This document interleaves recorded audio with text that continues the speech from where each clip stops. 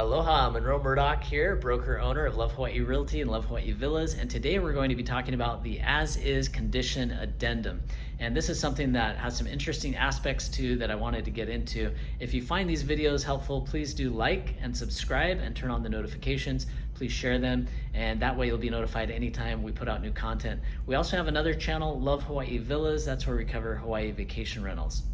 All right, so the As-Is Condition Addendum is a simple addendum document that you can add to a purchase contract, and it essentially indicates that the buyer will be willing to purchase the property as is and is not going to be nickeling and diming the seller, so to speak, on the purchase of the property, and is willing to accept it in its present condition, essentially. And so it's there to give the seller peace of mind that, okay, this buyer is not going to be nitpicking everything apart. Now, sometimes buyers will put their offers in and they won't include that because they want to have more flexibility, and they're saying, hey, we're not going to buy it as is. So then on the seller side, as a listing agent, I often counter with that, and if we're countering anyway, we'll probably add in the as-is condition addendum because we want buyers to buy as is if possible. It doesn't always have to be there. So here's the issue. I've been a listing agent on a lot of listings over the years, and I've seen this happen time and time and time again, and it continues to be a bit of a thorn in my side. And it seems that most people have no clue what the as-is condition addendum means, or if they do know what it means, they just totally disregard it and just use it as a tactic to try to get their offers accepted, but then totally disregard it later. So here's what I mean by that. We'll get an offer package in, has the as-is addendum in it originally, and this is usually how I see it happen. They'll put the offer in to make the offer look more appealing to me and to the seller client. They will say, all right, we're offering to buy it as is. Okay, great. So we reach an agreement, whether there's counter offer back and forth or not. Let's say we reach an agreement, get to an acceptance, we open escrow, and we get into that J1 period. They call it a J1 period because the J1 section of the purchase contract is what deals with the due diligence time frame. Usually about 14 days, sometimes shorter. Some buyers elect to do a 7-day J1 or a 10-day, but typically it's about a 14-day J1 period. This is the period of time in which you can do all your due diligence, you can cancel for any reason, you can walk away if you wake up on the wrong side of the bed and are having a bad day. All right, so during J1, you bring in your property inspector. The buyer typically pays for the property inspection, have a professional inspector come in to take care of that. And then what happens is the inspection results come back, the buyer reviews that, and they have that information, they have it for their file. They bring the professional inspector in because most buyers are not professional inspectors, and there are things that the inspector will find that the buyer will not find if they did their own personal inspection. So most of the time, like 95% of the time on deals I've been involved with, they are hiring an inspector and the inspector is doing that. So you pay an inspector $400 or $500, $600, $700, depending on the size of the property, and they bring the inspection results back. All right, so then before the J1 due diligence period is up, they need to either accept the J1 and move on and maybe put in an additional deposit, or they need to take issue with something if they so choose before agreeing to accept J1 and move on past that. So this is where it gets interesting, because you'll have buyers that will present that initial offer and you think you have a buyer that's willing to buy as is, and then all of a sudden you'll get an email from the agent with the document, a J1 type of document attached, saying, if the seller will fix all these things, then we'll accept J1. Or if the seller will give us a credit for XYZ, then we'll accept J1. And this happens so often, it's insane. Like you'd be amazed, really. And I am of the opinion that documents that are used in contracts that are agreed to should be upheld, and that if you're going to include the as-is condition addendum on a contract, then you should only be doing that if you're really legitimately planning on purchasing the property as is. And look, I get it. I know there's things come up, and that's the whole point of J1. If there are things that come up that make you not want to buy the property, then you can always back out. But I am tired of hearing the excuse from agents and buyers out there that, oh, well, there's no way we could have foreseen X, Y, and Z. And so what gets me is to have a J1 request when they're offering to buy as is, and they literally are nickeling and diming the seller of every little thing, a long laundry list of 5, 10, 15 items, expecting us to address those, fix those, or give them some kind of compensation for that. To me, it's simply a matter of principle, it's a matter of ethics, and it's a matter of being disingenuous. That's what it is. Like, that's what bothers me so much, is like, I don't care if people want to ask for repairs or for credits or for this or for that, but if you're going to be that kind of buyer, then do not include the as-is condition addendum and don't agree to it. And if the seller or listing agent adds it in with a counteroffer and you're not okay with it, then don't accept it. Don't offer to buy as is, or don't accept that as part of the contract package if you're literally not going to do that. And that goes for the agents too. I think the agents are responsible. I'm a buyer's agent sometimes too. I mean, I've worked with a lot of buyers, And I believe in utilizing these documents as they're supposed to be utilized. So if I'm representing a buyer and we're including the as-is condition addendum to make the buyer package more aggressive, I tell the buyer straight up, hey, look, we're including this, but it means you cannot nickel and dime the seller. I'm not gonna let my buyer client nickel and dime the seller if we are using the as-is condition addendum. Why? Because it makes me look like an idiot.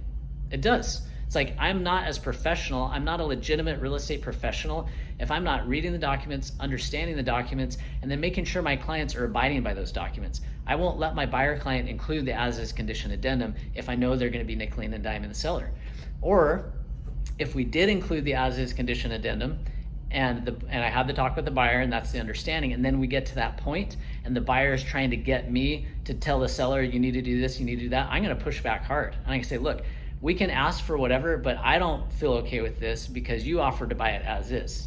So you're saying you're not willing to buy it as is? Like, I think it's a fair discussion to have. Like, either you are or you aren't.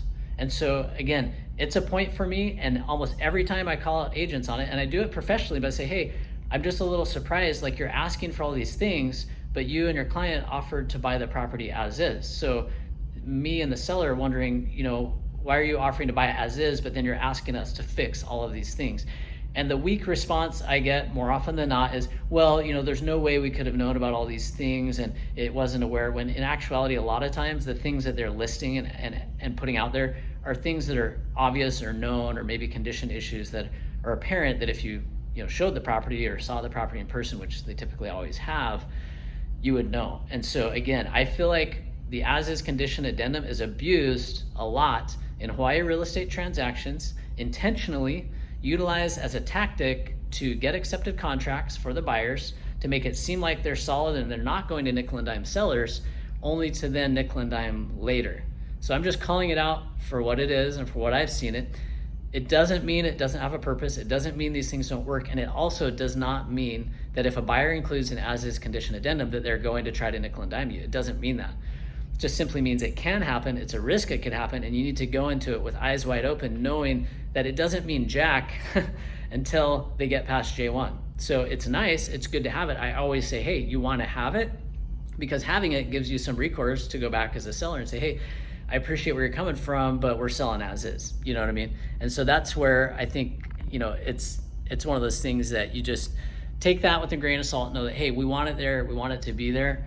But if someone's not going to honor it, then it's just up to the seller. Now, I'm always of the mind to make a deal work. And so if we come back, even a buyer offering to buy as is, I've seen this time and time and time again, I'm not gonna blow a deal apart or try to get it to cancel just because they're asking for a bunch of stuff. What I'm gonna do as a listing agent, let's look at it and say, look, all right, a lot of times it's minor stuff. So it's either minor for the seller or minor for the buyer. It can go either way.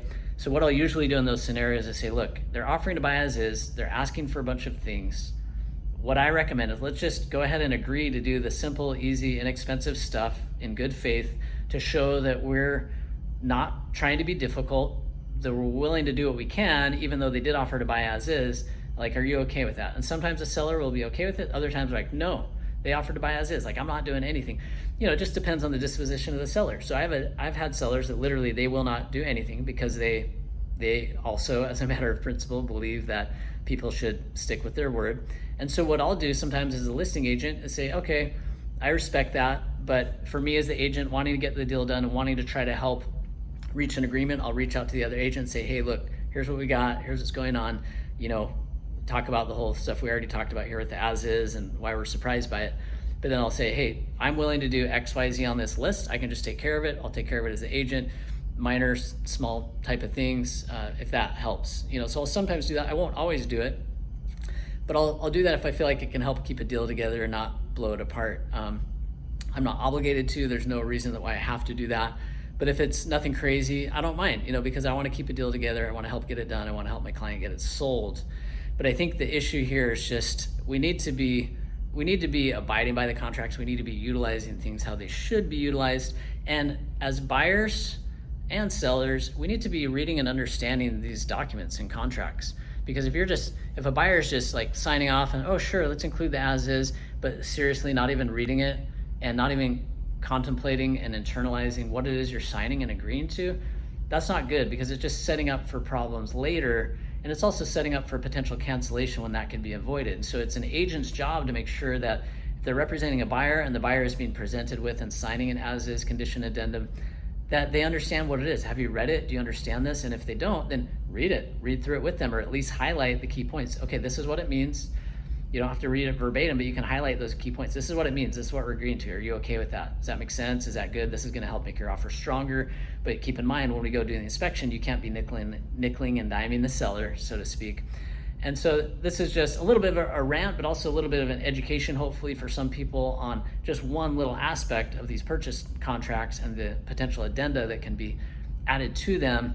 And if we stick by the contract and really follow through on it, it just makes it a smoother process.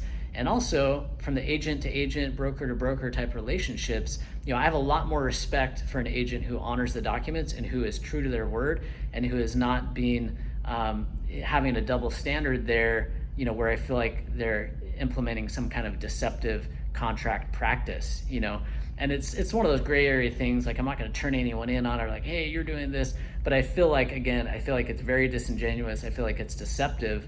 I feel like it's unethical. And so it's something that I think we need to have a higher standard. Like, if we want realtors, real estate professionals to have a better reputation, then we need to give ourselves a better reputation by being true professionals and not pulling these kind of shenanigans at all. And so again, that's it. That's as-is condition addendum. Feel free to reach out to me if you have any questions about the as-is condition addendum, or if you have any questions about any aspect of the purchase contract documents or any of the addenda that go with them, any of the Board of Realtor forms, or any of the things that you need to do to kind of ensure that you're utilizing these forms properly. And we are not giving legal advice. We are not attorneys. This is just our perspective as real estate professionals. And you should always seek the advice of an attorney and or a tax professional on all of your real estate purchases and sales and things of that nature. We are here to help advise on a transactional level and to help provide the data.